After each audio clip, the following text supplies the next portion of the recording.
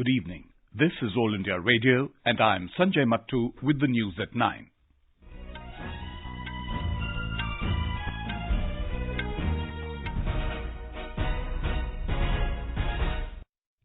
The headlines. BRICS Summit very productive, says Prime Minister Narendra Modi, calls for deeper cooperation in trade, innovation and technology. Supreme Court summons Chief Secretaries of Punjab, Haryana, Uttar Pradesh and Delhi as air pollution in Delhi-NCR continues to be severe. Government aims to raise MSME sector contribution from 29% to 50%, says Union Minister Nitin Gadkari. Digital version of Gurbani released by Information and Broadcasting Minister Prakash Javadekar, All India Radio lauded for being the most credible voice of the country. And Sri Lanka goes to polls tomorrow to elect a new president.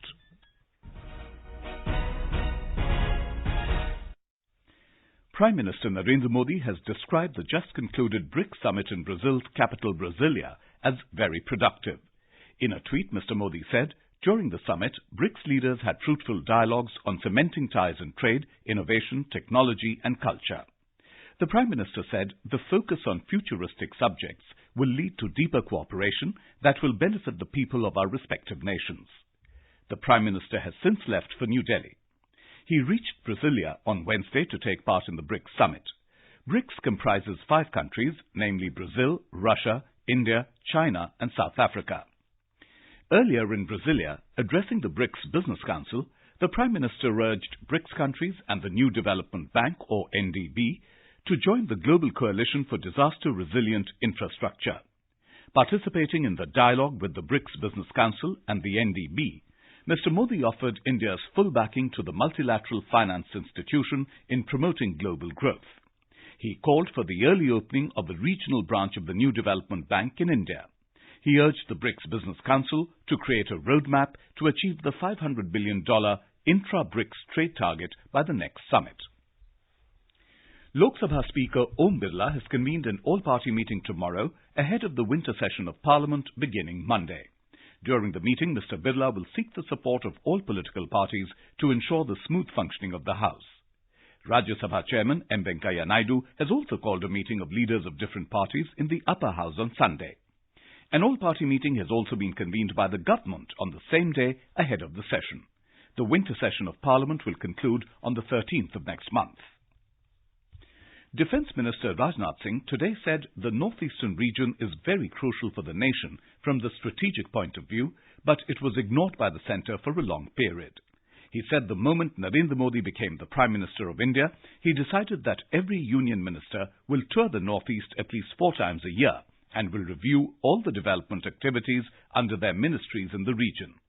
Mr. Singh was speaking after inaugurating the Siseri River Bridge in East Siang district of Arunachal Pradesh. Union Minister of State in the Prime Minister's office, Dr. Jitendra Singh, has said that it's the right time to make up for the mistakes of the past and replicate best governance practices in the newly created Union territories of Jammu and Kashmir and Ladakh. He was speaking after inaugurating a 2-day regional conference in Jammu on replication of good governance practices in the Union territories of Jammu and Kashmir and Ladakh.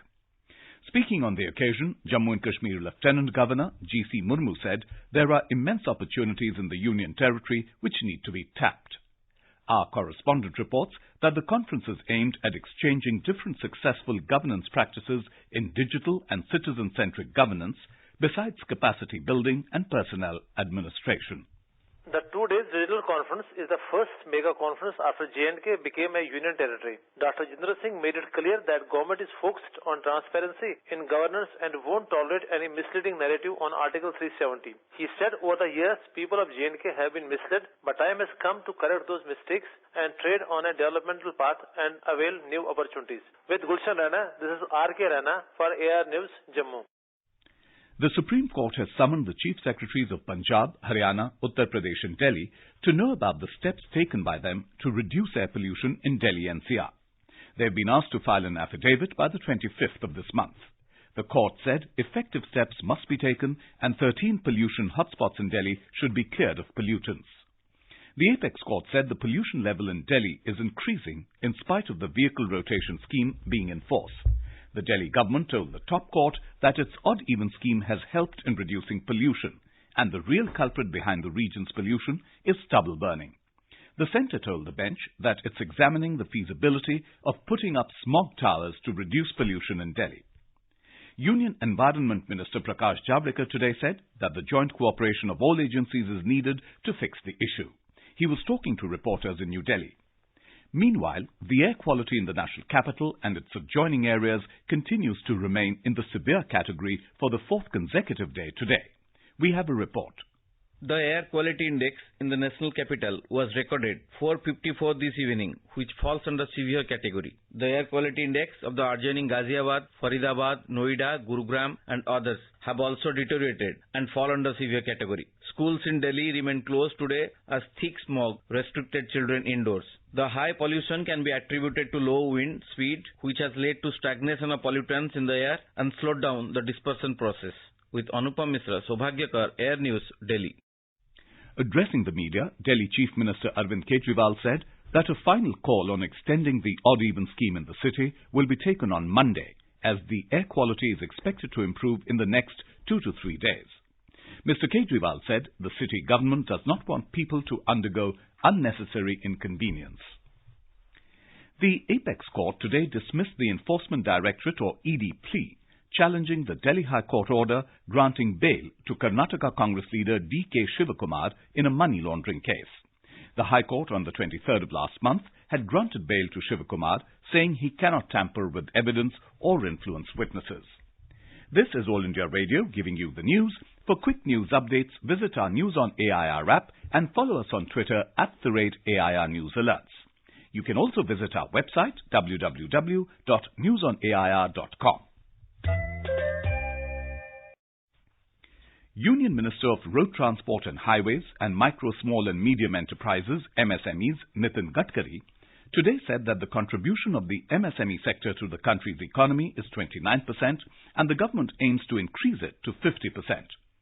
The minister was speaking at the inauguration of the Innovation Conclave in Pune. He said the country exports 39% of MSME products at present. Mr. Gadkari said in future, the government wants to take the export target to 60%. He said at present, between 10 and 11 crore jobs are available in the MSME sector. The minister said the centre is working to increase the number of jobs by another 5 crores in the next 5 years. Later in the day, speaking at a national conference on logistics, transportation and MSME sector opportunities, Mr. Gadkari said logistics, transport and MSME sectors are crucial for achieving the $5 trillion economy goal set by Prime Minister Narendra Modi. The Union government has decided to withdraw the draft prepared for amendments to the Indian Forest Act 1927 to remove any misgiving about taking away the rights of the tribals and forest dwellers. Briefing the media in New Delhi today, Environment Minister Prakash Javadekar said the government is committed to giving more rights to tribals and forest dwellers. आदिवासी कानून बदलने का सरकार का कोई भी इरादा नहीं है। अभी जो ड्राफ्ट सर्कुलेट हुआ था स्टेक होल्डर्स के दरमियान वो हम विड्रॉ कर रहे हैं, क्योंकि फॉरेस्ट एक्ट में ऐसा कोई बदलाव करने की अभी कल्पना नहीं है। Speaking on the occasion, Tribal Affairs Minister Arjun Munda said, on the birth anniversary of Bhagwan Birsa Munda, the government has withdrawn the draft of the amendments pertaining to the Forest Act. He said this step will benefit the tribals and forest dwellers to a great extent. The government today notified rules under the insolvency law to deal with resolution of systemically important financial service providers, excluding banks. It will provide a generic framework for insolvency and liquidation proceedings of systemically important financial service providers other than banks. The Nationalist Congress Party or NCP today claimed that their alliance with Congress and Shiv Sena will form a stable government in Maharashtra. Refuting media speculation about any possible differences between the parties, NCP Chief Sharad Pawar today informed reporters in Nagpur that their government will complete its stipulated 5-year term. Ruling out possibility of any mid-term poll, Mr. Pawar said the three-party coalition, popularly being called Mahashiv Aghadi, will provide a development-oriented administration. Another senior NCP leader and party's chief spokesman Nawab Malik said the chief minister's post will go to the Shiv Sena. He said this while speaking to reporters in Mumbai. On the other hand, the BJP State Unit Chief Chandrakant Patil said the party is keeping a close watch on the political developments in the state. In news just in, Prime Minister Narendra Modi has returned to New Delhi a short while ago after attending the BRICS Summit held in Brazil. Sri Lanka will vote tomorrow to elect its 7th president. Polling will begin at 7 in the morning and will continue till 5 p.m. A total of 35 candidates are in the fray. The main contest is between former Defence Secretary Gotabaya Rajapaksa and Cabinet Minister Sajit Premadasa. The counting of votes will begin after the end of polling and results are expected by Sunday. Information and Broadcasting Minister Prakash Javadekar has said that All India Radio is the most reliable medium of communication. Addressing a gathering after inaugurating the new state-of-the-art auditorium of All India Radio, Rang Bhavan in New Delhi today, the minister said All India Radio has a very wide reach. Akashvani जैसा विश्वसनीय दूसरा कुछ भी नहीं है और आकाशवाणी ही है जो सब जगह पहुंचता है। प्रधानमंत्री नरेंद्र मोदी जी है जिन्होंने आकाशवाणी के विश्वसनीयता को समझकर जनता तक पहुंचने का और मन की बात करने के लिए आकाशवाणी का उपयोग करने का निर्णय लिया। ये उनकी दूरदृष्टि और नेतृत्व का कमाल। एक अद्भुत पहुंच जिसकी है वो आकाशवाणी है। On this occasion, Mr. Javadekar released the digital version of Gurbani and Shabad Kirtan from Prasar Bharati's archives. Union Food Processing Minister Harsimrat Kaur Badal praised All India Radio's live broadcast on the occasion of Guru Nanak Dev Ji's 550th birth anniversary from Sultanpur Lodhi. 550 साल पुराना हमारा धर्म है, it's one of the youngest religion और सबको simplify करके इतना simple कर दिया कि चाहे 550 साल पहले उनकी टीचिंग्स रेलेवेंट थी, आज भी उतनी ही रेलेवेंट है। किर्त करो, जैसे बताया, मेहनत की कमाई करो, नाम जपो, हमेशा उस ऊपर वाले को याद करो और वंड छको, जो आपके पास है उसको बांट के खाओ। Union Minister of State for Environment, Babul Supriyo, also lauded the role of All India Radio. He sang Kishore Kumar's song, Pyar Bante Chalo, in a dedication to human values of communal harmony. प्यार बांटते चलो, प्यार बांटते चलो, हे प्यार बांटते चलो, प्यार बांटते चलो, क्या हिंदू, क्या मुसलमान, क्या सिख और क्या ईसाई. And from radio, now news from the world of cinema. The Golden Jubilee edition of the International Film Festival of India starts on the 20th of this month in Goa. A special section of the festival has been dedicated to Dada Saheb Phalke Award winner superstar Amitabh Bachchan. We have a report. कभी-कभी मेरे दिल में ख्याल आता है कि जिंदगी तेरी जुल्फों की नरम छांव में गुजरने पाती तो शादाब हो भी सकती थी. This is not just the voice, but the heartbeat of crores of Indians. The Mahanayak of Bollywood, Amitabh Bachchan, is honored with Dada Saheb Phalke Award. IFFI is bringing a 6 of Amitabh's masterpieces in this section as his service to the field of acting turned 50. He debuted with Saath Hindustani in 1969 but proved his mettle in Anand with Rajesh Khanna. Renowned for his versatility in roles, he showcased talents in singing, dancing and comedy. In 1975, Ramesh Sippy movie Sholay was a milestone which made Amitabh unparalleled in Indian cinema. Recent films like Badla, 102 Not Out, Piku, Pink, Black, Pa show that Amitabh continues to rule people's hearts.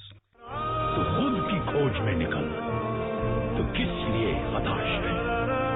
चल, तेरे वजूद की समय को भी तलाश है. Presented first in 1969, the Dada Saheb Phalke Award is India's most prestigious award in cinema since its inception from 1969, and the Shahanshah of Indian cinema has been one of its greatest recipients. IFFI Desk, AIR News.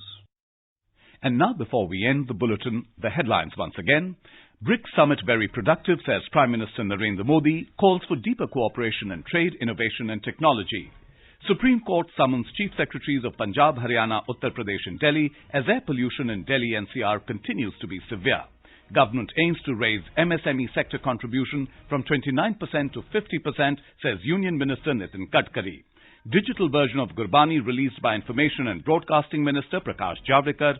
All India Radio lauded for being the most credible voice of the country. And Sri Lanka goes to the polls tomorrow to elect a new president. And that's all in the news at 9. Good night.